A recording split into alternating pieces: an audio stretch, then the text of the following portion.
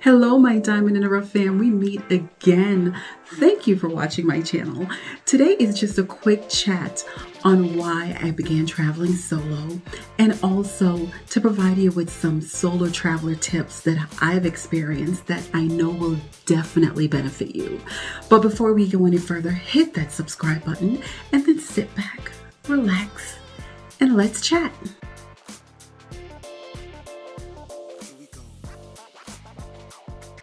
So let's begin. The reason I started traveling by myself is because I wanted to go places. I wanted to see things. It didn't matter if it was cruising or taking a flight. It could just be a local event. I wanted to just go. But the people that I knew, they could not make it. There were reasons such as the kids, the pets, the calendar at work was blocked, or they're busy, or the things pretty much that I was interested in, they weren't interested in. And I got tired of waiting. And so I decided, I have to do this, because as I always say, time waits for no one. So I did it. So how I started first was I started going to the movies by myself. And then from the movies, I started going to restaurants on my own, just dining on my own. And at first, I was very nervous because I felt like people were watching. People were basically saying, oh, she's sitting by herself. She doesn't have anyone, So I was very, very conscious of that fact. But the more I did it, the less conscious I became of people, what people were saying, because really they weren't saying anything. It was all in my head. So the more I did it, I got so used to being by myself and being comfortable in my own shoe that I started doing it a lot more. And then I said, the first thing that I'm going to do, that was then major because everything I was doing was pretty much local. I was going to go on a cruise. And the first cruise I went on was the Carnival Horizon last year in 2022, earlier part of 2022.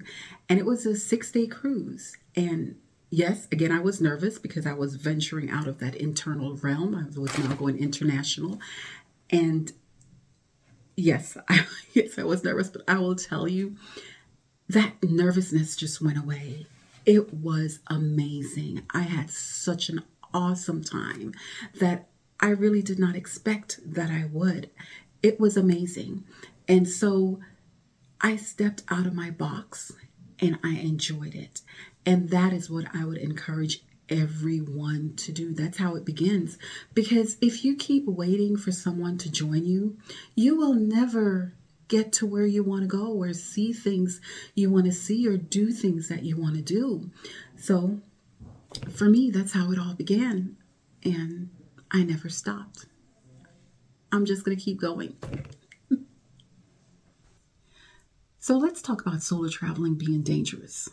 Solo traveling is not dangerous. People travel by themselves all the time. If you have someone with you, that doesn't mean nothing is going to happen.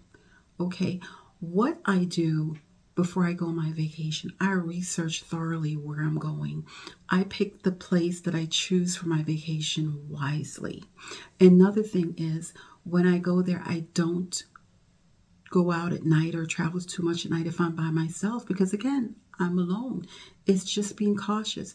You're going to take the same precautions you would have if you were home in regards to your safety. Another thing is you go out, you have your drinks, to each his own, but the thing is do not go overboard. Do not get intoxicated because you are causing trouble on yourself. When I go out and I'm on vacation, I know I'm by myself, and if I'm taking a drink, my drink is right here in front of me. That glass is never far away. So that is something that you have to remember. And also, walk with confidence. Don't bring attention to yourself with flashy clothes and flashy jewelry and money and all that. Again, no one needs to know all that. Remember, you're traveling solo. Don't bring attention to yourself. Research where you're going. Don't go out at night if you're alone. and don't go overboard with your drinks, and you'll be fine. It is not dangerous. Okay, so the other thing is solo traveling is boring. Okay, it's lonely, it's no fun. Scrap that. That is so not true. Solo traveling is fun. It's not boring. Yes, you may be alone, but you're not lonely. Okay? One thing I can say, I can tell you this: I am an introvert. Once I started traveling by myself, I found that I had a little extrovert in me. Okay? The thing about solo traveling is this: when you're going places, especially if you're traveling on a ship, ahead of time you can join a Facebook group. All the ships, you look for your ship, you look for the sail date, and you go on Facebook. There is a Facebook group there. You're going to meet people ahead of time. And on these Facebook group, they have events like meet and greet and all kind of other events that you will find on that Facebook group ahead of time. You're going to start communicating with people ahead of time. So by the time that it's time to sail, you've already found friends or acquaintances. So again, it's not lonely. Another thing that I also do when it comes to dining, sometimes you can dine by yourself, or if you don't want to dine by yourself, you tell them, okay, you know what? Can I dine with a group? There are other groups out there that, just talking about ships in general, that they'll have you sit with another group. Sometimes it's another group of solo travelers. I am telling you, never alone. Another thing also, plan your itineraries or your excursions ahead of time. Once you have something aligned, a daily event planned, no time to be bored. On sea days, on the ships, of course, bring a book. Although they have other stuff that you can do. If you knit, bring your stuff to knit, and then those are also days that you will just find you're discovering so much about yourself that you'll just be amazed. Okay. Sometimes you're going to be like, I'm so tired because you're doing so much. And again, this is a part of solo cruising that I love, is that you're doing everything on your time. There's no one pretty much that's saying, okay, I don't want to wake up at this time. I don't want to go to that show. Oh, I don't want to do that. I don't want to do this. No, no, no. You do what you want to do on your own time. It's all about you. No one is going to be disappointed in you. No one is there to stress you out. So when it comes to solo traveling, when people talk about it's boring or it's lonely or it's no fun, it's what you make it to be. If you want to go somewhere and you choose a place that it's snowing and it's cold, but you don't ski, you don't like the cold, you don't do any activities that has to do with snow, then why go there? Of course, that's going to be boring. So you choose your places wisely. Some places you know that you're going to have fun. And also another tip is, if you don't want to just jump in and leap, you're not sure how it will be, then start off slow. Go on like a weekend trip on your own. Don't just jump into a 5-day vacation. Okay? But I'm telling you, take that leap. You are not alone when you travel.